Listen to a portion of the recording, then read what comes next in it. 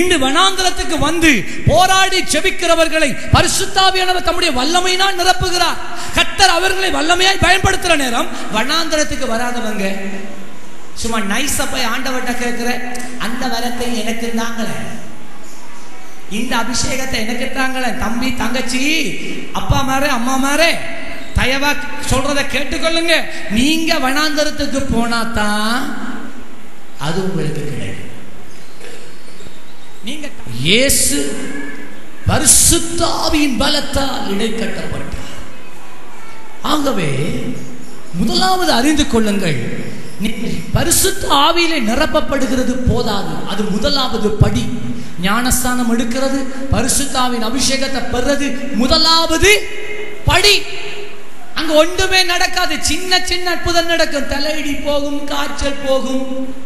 நீ செத்து போனவர்களை மரித்தவர்களை உயிரோடு எழுப்ப வேண்டும் அல்லவா? முடவர்கள் எழுந்து நடக்க வேண்டும் அல்லவா?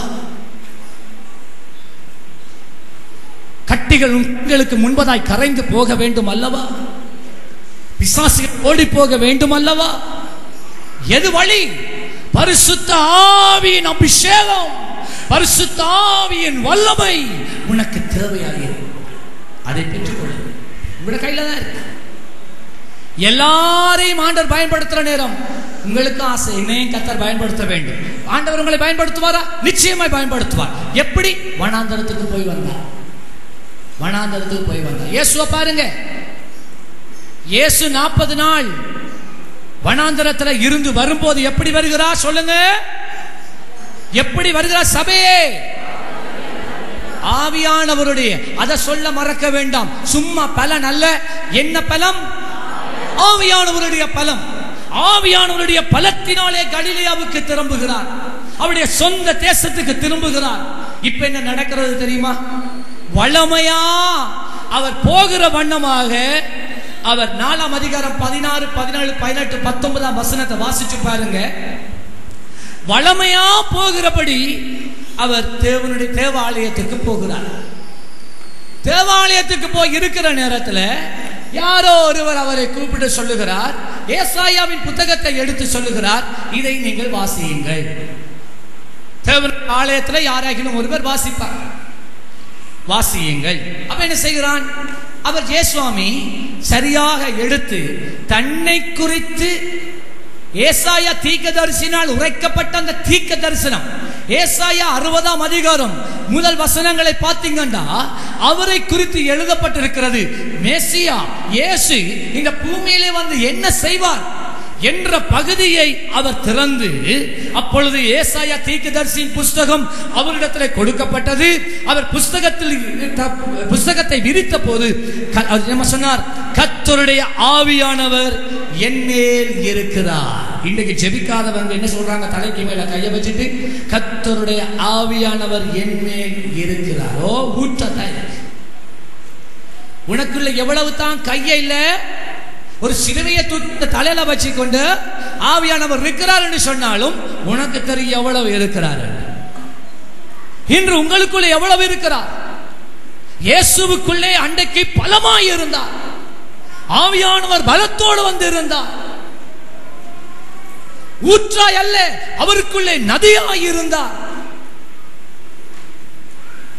சொன்னார், பரிசுத்த ஆவியானவர் என் மேல் இருக்கிறார். என்னத்துக்கு இருக்கிறார்? தரித்திரருக்கு சுவிசேஷத்தை பிரசங்கிக்க என்னை அபிஷேகம் பண்ணியிருக்கிறார். ஏன் ஆண்டவர் உன்னை அபிஷேகம் பண்ணுகிறார்? சுவிசேஷத்தை அறிவிக்க, தரித்திரத்தில் இருக்கிற நம் ஜனங்களுக்கு சுவிசேஷத்தை அறிவிக்க கர்த்தர் உன்னை அழைத்திருக்கிறார். இதற்காக உன்னுடைய நாட்களையும் உன்னுடைய காலங்களையும் உன்னுடைய எல்லாவற்றையும் நீ செலவழிக்க உன்னை ஒப்புக்கொடு. எந்த அளவுக்கு நீங்க சுவிசேஷ ஊழியங்கள் நீங்க இறங்குறீங்களோ அந்த அளவுக்கு அபிஷேகம் உங்களுக்குள்ளே பெருக ஆரம்பித்துக் கொண்டிருக்கும். ஏனென்றால் அதற்காகவே நீ அழைக்கப்பட்டிருக்கிறாய். அதற்காகத்தான் கர்த்தர் அபிஷேகம் பண்ணி இருக்கிறார், வேறு ஒன்றுக்குமாக அல்ல. அங்கால போயிட்டு ஆக்கள் பார்க்க நான் ஒரு கிறிஸ்தவன் என்று சொல்றதுக்காக அல்ல. சுவிசேஷத்தை தரித்திரருக்கு அறிவிக்க கர்த்தர் ஆவியானவர் என்னை அபிஷேகம் பண்ணி இருக்கிறார். இரண்டாவது, இருதயத்தால் நொறுங்குண்டவர்கள் போய் பாருங்க. ஆஸ்பத்திரியில் ஏறி போய் பாருங்க, சிறைச்சாலைக்கு போய் பாருங்க, இருதயத்தில் நொறுங்குண்டவர்கள் இருக்கிறார்கள். நொறுங்குண்டவர்களுக்கு அவர்களை குணமாக்க, சிறைப்பட்டவர்களை விடுதலையாக்க. எத்தனை பேர் சூனிய கட்டுகளால் சிறைப்பட்டு இருக்கிறார்கள், கடந்த கால அனுபவங்களால் சிறைப்பட்டு இருக்கிறார்கள். அவர்களை விடுதலை செய்ய கர்த்தர் உன்னை அழைத்திருக்கிறார் அல்லவா? குருடருக்கு பார்வை என்று மனக்கண்கள் குருடாக்கப்பட்டவர்களாய் உலகத்தில் இருக்கிற எல்லாரும் இருக்கிறார்கள். அவர்களுக்கு பார்வை அளிக்க, என்ன பார்வை? மனக்கண்கள் பார்வையடைய, மனக்கண்கள் தெளிவடைய அவர் உன்னை அபிஷேகம் பண்ணி இருக்கிறார். நொறுங்குண்டவர்களை விடுதலையாக. இதற்காகத்தான் இயேசு உன்னை அழைத்திருக்கிறார். இயேசு பாருங்க, அதுக்கு பிறகு நீங்க பாருங்க, எப்பொழுது அவர் உபவாசம் பண்ணி வெளியில பரிசுத்தாவின் பலத்தால் இடைக்கட்டுப்பட்டு வந்தாரோ அதுக்கு பிறகு அவர் ஊழியம் செய்து கொண்டே இருந்தார். 3.5 வருடங்கள் அவர் ஊழியத்தை நிறுத்தவே இல்லை. அந்த ஜெபம் இல்லாமல் அவர் ஊழியம் செய்யவில்லை. விளங்கிட்டா? இயேசு ஒவ்வொரு நாளும் அண்டண்டே ஊழியங்களை செய்துட்டு ராத்திரியில சீஷர்களையும் விட்டு அவர் தனிமையாக இருந்து ஜெபத்துக்கு போவார். ஏன்? தன்னுடைய பேட்டரியை சார்ஜ் பண்ணிக்கொள்ள. அவர் தேவனுடைய குமாரனாய் இருந்தும் எங்களுக்கு ஒரு முன்மாதிரியா இருந்து அதை செய்து காண்பித்தார். இன்றைக்கு நானும் நீங்கள் எம்மாத்திரம் எவ்வளவு நாங்கள் ஜெபத்தில் தரித்து வேண்டும். ஊழியம் செய்கிற நாங்கள் ஜெபத்தில் தரித்திருக்க வேண்டும். எந்த அளவுக்கு ஜெபிக்கிறீங்களோ அந்த அளவுக்கு அந்த ஃப்ளோ உங்களுக்குள்ள இருந்து கொண்டே இருக்கும். நாள் முழுவதும் உங்க வேலை செய்யற இடத்துல நேரத்துக்கு நேரம் வேதத்தை எடுத்து வாசிக்க முடியுமா? வாசியுங்க. உங்களோட சிந்தையை கர்த்தரால் நிரப்பிக் கொள்ளுங்க. அவரை விட்டு பிரிந்து வாழ வேண்டாம். அநேகருடைய போன்ல சினிமா பாட்டு தான் இருக்கு, அதை கலட்டுங்க. இந்த வேத பாடல்களை போடுங்க, பக்தி விருத்தியை கொண்டு வர பாடல்களை போடுங்க, பரிசுத்த ஆவியானவரின் பாடல்களை போடுங்க, செய்திகளை போடலுமா போடுங்க, கேளுங்க, சிந்தையை நிரப்புங்க, அவற்றினால் நிரப்புங்க. என்ன நடக்கும்? உங்களுக்குள்ளே வல்லமை உண்டாகி கொண்டே இருக்கிறது. உங்களோட பேட்டரி சார்ஜ் ஆகி கொண்டே இருக்கிறது. ரீசார்ஜ் பண்ணாம நீங்க தொடர்ந்து ஊழியம் செய்தால் கடைசி ஒரு நாள் வரும், உங்களுக்கு மற்றவர்கள் ஊழியம் செய்ய வேண்டிய ஒரு நிலை வரும். மறக்க வேண்டாம். அப்போஸ்தலர் 6:8 பார்க்கிறோம். ஸ்தேவானை பாருங்கள். வேதம் சொல்லுகிறது, ஸ்தேவான் பரிசுத்தாவிலே நிறைந்தவன் ஒரு மனிதனாய் இருந்தான். என்ன நடந்தது? ஸ்தேவான் விசுவாசத்தினாலும் வல்லமையினாலும் என்று இருக்கிறது. ஸ்தேவான் விசுவாசத்தினாலும் பரிசுத்தாவியானவருடைய வல்லமையினாலும் நிறைந்தவனாய். வெரி இம்பார்ட்டன்ட் பிரதர்ஸ், மிகவும் முக்கியமாக இருக்கிறது. நான் சொல்லுகிறேன், நீங்கள் நிரம்ப வேண்டும் என்பதை நான் சொல்லுகிறேன். கடந்த ஞாயிற்றுக்கிழமை இந்த நேரம் மாதம்பையிலே வாலிபர்கள் மத்தியிலே ஊழியம் செய்து கொண்டு இருந்தோம். கர்த்தர் 90 வாலிப பிள்ளைகள் இருந்தார்கள். கர்த்தர் ஒவ்வொருவரையும் தொட்டார், ஒவ்வொருவரையும் தொட்டார். இரவு ரலியிலே கர்த்தர் அபிஷேகத்தோடு அவர்கள் ஒவ்வொருவரை நிரப்பினார். என்ன சொன்னார்கள்? 2 வருடங்களுக்கு முன்பதாக வெளிநாட்டிலே இருந்த ஒரு ஊழியக்காரன் வந்தார். அவர் எங்கள் மத்தியிலே ஊழியம் செய்த போது பரிசுத்த ஆவியினுடைய அபிஷேகத்தை நாங்கள் பெற்றோம், நாங்கள் அனுபவித்தோம்.